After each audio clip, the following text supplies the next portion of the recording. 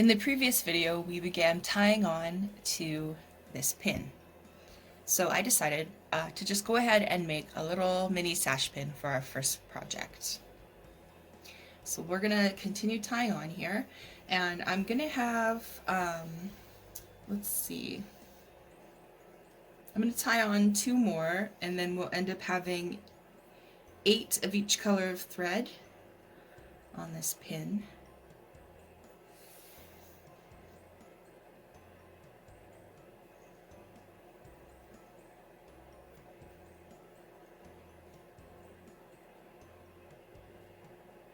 Let's see.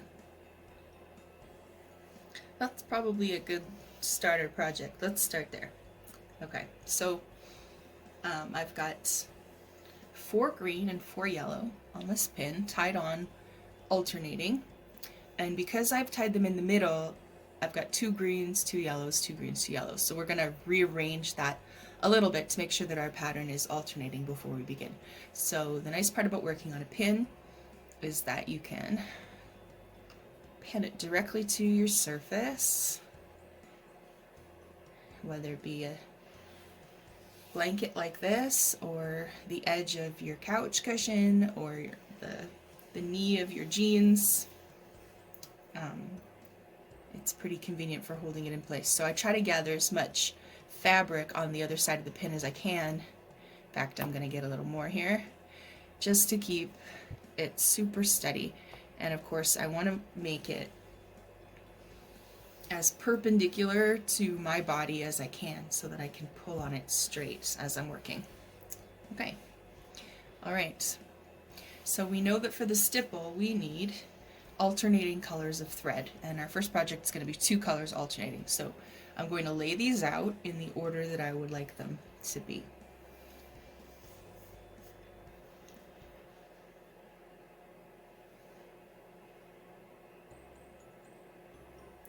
And when your threads are all laid out, it kind of makes a teepee shape.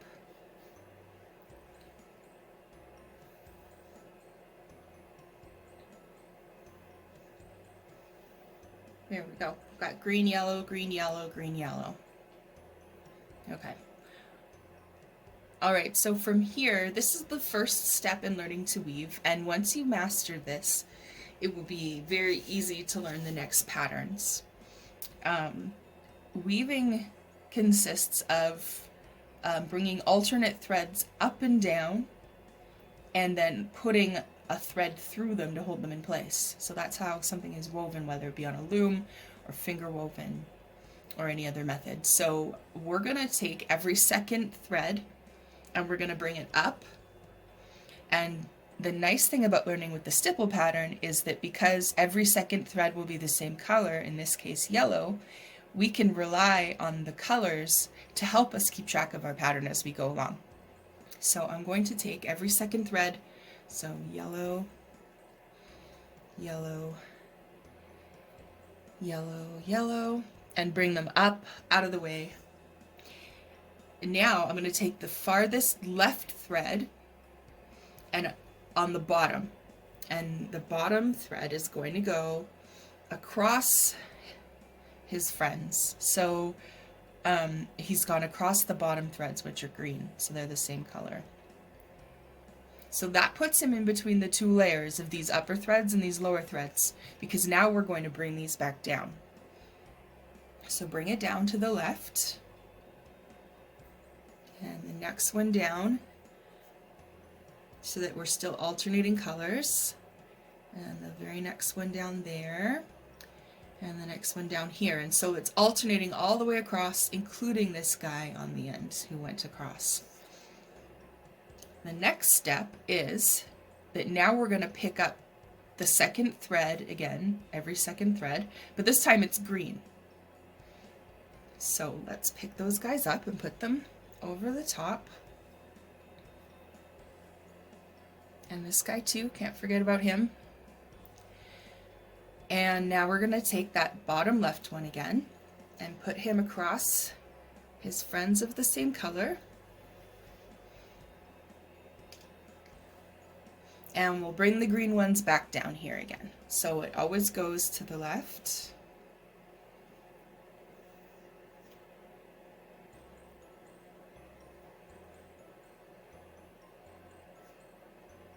There we go. Okay. Guess what we're going to do now? We're going to repeat the pattern for a very long time until we get this woven section done. So now we're going to pick up again every second thread. So this time it's yellow again. So this pattern's going to repeat. And it is the basic pattern of all finger weaving. Don't forget this guy on the end. So we've got every second thread up. Take the bottom left one. Put him across his friends of the same color. And as you're working, the threads are slowly going to move out because we keep alternating them over. So I just pull them back once in a while and place them back where I want them. All right, now that we've got this guy across, we'll take the top threads and bring them down to the left again. Make sure that when you pull them down, you're pulling them down in order and you're not allowing them to twist out of place. There we go. All right, let's do it again. Now every second thread goes up.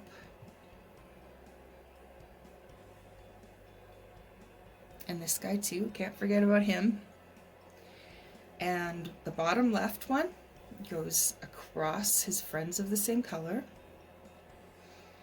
And now we're going to bring down the top to the left of the ones we left on the table. Okay, so we have a really loose first 4 rows here. So we want to tighten it up, and then you'll begin to see the pattern. So the best way to tighten up a project like this is that you need to keep your colors or your rows separated. So we're going to keep our yellows and greens separated. So I'm going to pick up every second one, but this time I'm going to just hold them in my hand. And I'm just going to give that guy a little pull.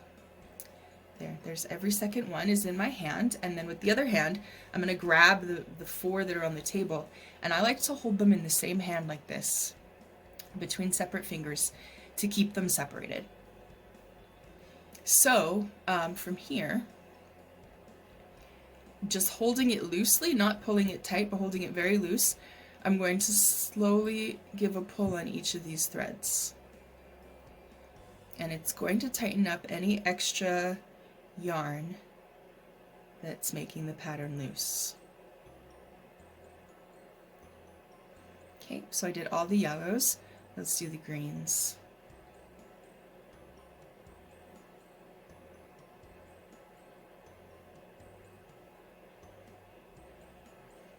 Okay, all right, so we tightened that up. So now we've got some visible rows of stipple pattern. So if you would like to kind of see that again, feel free to watch this video as much as you like. This is the part that's a real brain twister for a lot of people, but it's actually quite simple, and once you get it, then finger weaving will come a lot easier to you. So it takes some practice. And so don't get discouraged. It takes everybody a while to learn this. It's a little bit of a brain twister, like I said. So let's start again, and I'll show you guys one more time in the way that we've been doing this, and then I'm going to show you something to try after you get the general pattern, right? So again, I'm keeping my 2 rows separated. I want my colors, I don't want to mix my colors up and let them get twisted. So let me just spread out my greens on the bottom, and I've got my yellows here on top. So I'm just going to put all the yellows up, and I'll take this bottom left one, put them across his buddies of the same color, and then I'm going to bring the yellows down one by one to the left. Hey guys, wait your turn. Right, that one and that one. Okay, all right. So now I can pick up my greens. So let me show you another way to do it that's faster, that you're going to want to do once you get the hang of it. But I would encourage you to do the method with the teepee where you're laying them up on top. Do that for a while until you get it. Don't worry, there's no rush here to learn how to do this. And the easiest way to learn is probably the least frustrating. All right, so here's a way to do it once you get the pattern.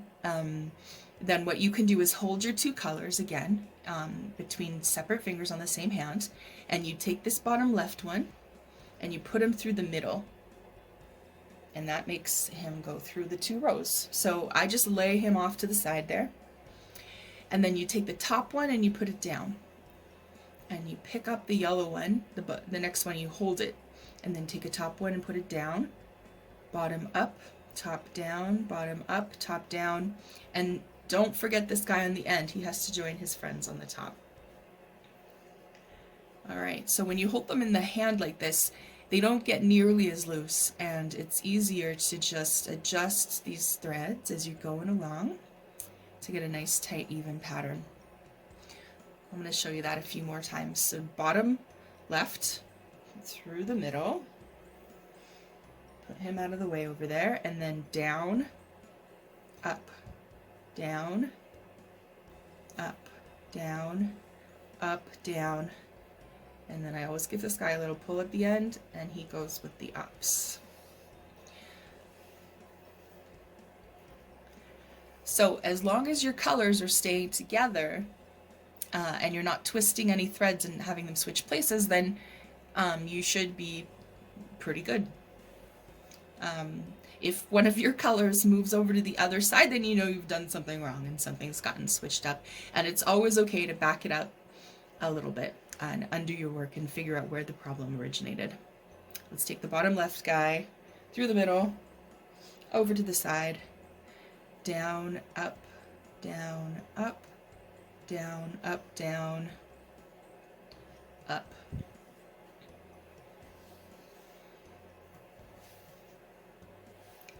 Bottom left, through the middle,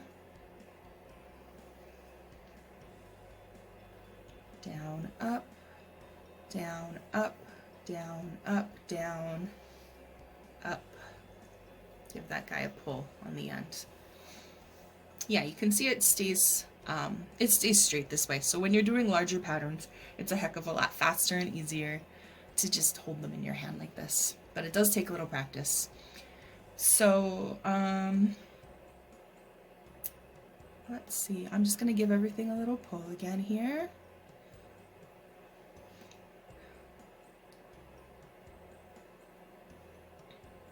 Something that the elders in my community really love to say is that only creator is perfect. So your first project absolutely should not be perfect. And in fact, no project you ever do, no matter how good you get, should be perfect. Eventually you'll get to a place after years of practice where maybe you put an intentional mistake in there just to be humble before the creator. But for now, I don't have to worry about that. I usually get a mistake in there all on my own without even thinking about it. And in fact, when you go to museums, if you really examine museum pieces closely, like Metis Sash, for example, Lou Riel Sash, there are small mistakes in the weaving, and that's just part of life.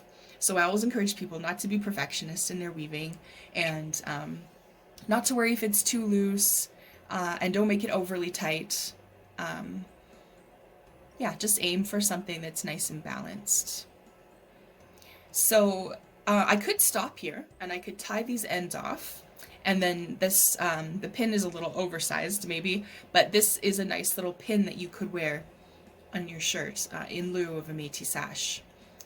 They are made in all kinds of colors to represent different things, as you'll see in the video about historical context of the sash. But one way to tie this off is to just take your thread. So when you're ready, when you're done, this is the only time you should let your two colors kind of mix like this. You can take one of your threads and tie him around the other guys like this. Oops. Let's do that again. Okay, around. So I go around all the way, and then I try to go down in the direction of the other threads, because then this guy he should. Wow, not having a lot of luck with knots right now. Okay, let's try this again. down through there. Then it should blend in nicely with the other threads that I just tied. So this is a pretty skinny one, so I'm just going to do 2 of them. There we go. And you can always do a few little final adjustments before you tie your final knot. So, alright, so I go around all the threads in the grouping, and then that makes a loop around them, and then I want to go down in the direction of the other threads, like so. And tight. So that gives me 2 little fringes on the end there. So let me just grab some scissors.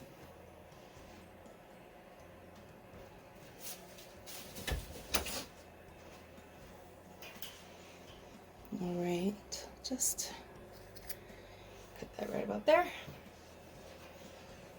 Okay, here we go. So this is just a teeny little example of a pin